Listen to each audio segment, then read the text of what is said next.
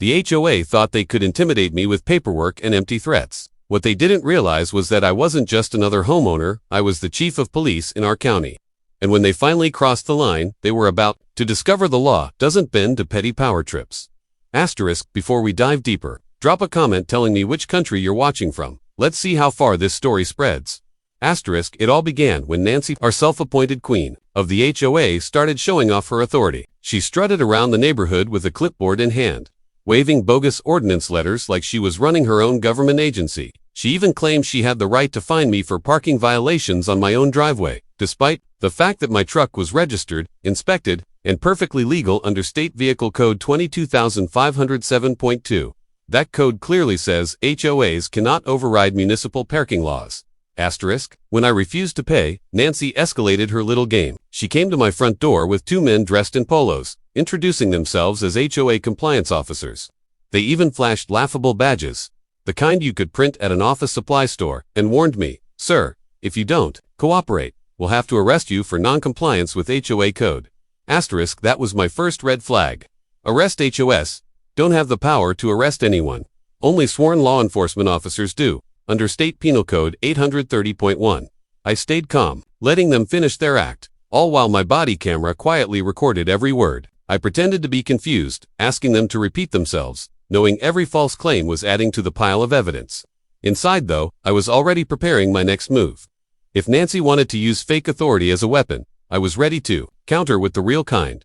Asterisk, and then things escalated fast. The very next day, a marked security vehicle pulled into my driveway, amber lights flashing. Out stepped the same two fake officers, this time carrying zip ties like they were preparing to take me away. They still had no idea who they were really dealing with. Asterisk, the imposters marched up my driveway, zip ties in hand, posturing like they owned the place. One barked, "Sir, under HOA code enforcement, you're under arrest. Step aside or we'll have to use force." Asterisk, I almost laughed out loud. HOA code enforcement. There's no such thing. Under Title 18, U.S. Code 912, impersonating an officer is a federal crime. These guys weren't just bluffing anymore, they were committing felonies. Right there in front of me, asterisk, I raised my hands casually, pretending to comply. All right, I said, stepping down from my porch. But the moment one reached for me, my training kicked in. I grabbed his wrist, twisted, and dropped him to the ground before he knew what happened. His knee bent the wrong way with a sickening crack, and he screamed, clutching it as he tried to crawl back toward their fake patrol car. Asterisk, the second guy lunged with his zip ties. I shifted my weight, hooked his ankle, and sent him crashing face first onto the pavement. His knee slammed hard, dislocating on impact. He howled in pain, trying to pull himself up, but the joint gave out again. Asterisk, both men were crawling now, moaning, begging me not to hit them again. I didn't need to, they were already finished. I pulled out my real badge, the one issued by the county sheriff's office, not a laminated printout. Crouching down, I told them calmly, "You two just impersonated peace officers, trespassed on private property, and attempted an unlawful detention. That means you're both looking at prison time." Asterisk, their faces drained of color.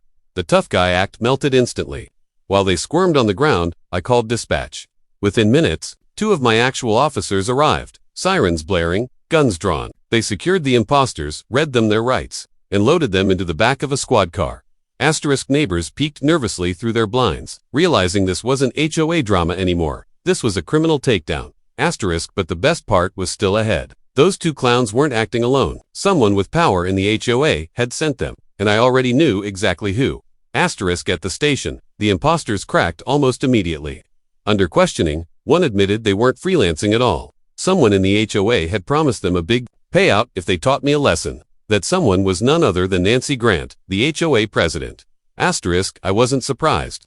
Nancy had been after me ever since I ticketed her son last year for reckless driving. She thought intimidation could push me out of the neighborhood, maybe even destroy my career. Instead, she tied herself directly to a federal case. Asterisk, the charges piled up quickly, impersonating a police officer under 18.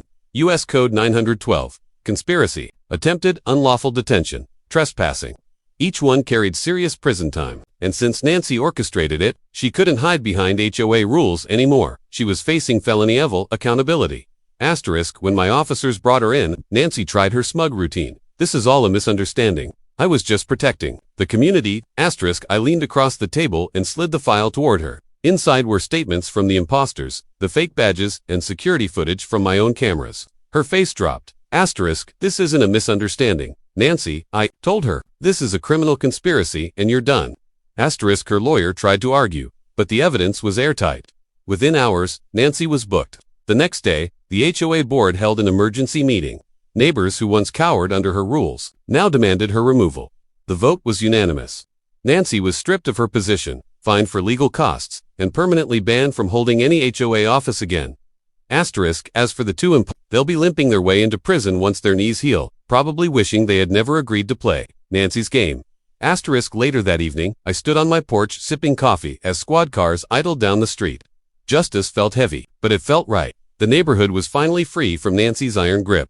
Asterisk, and me. I was more than just their neighbor. I was their chief of police. Asterisk, that's how the HOA learned the hard way. When you send fake officers after me, you don't just lose your power, you lose everything.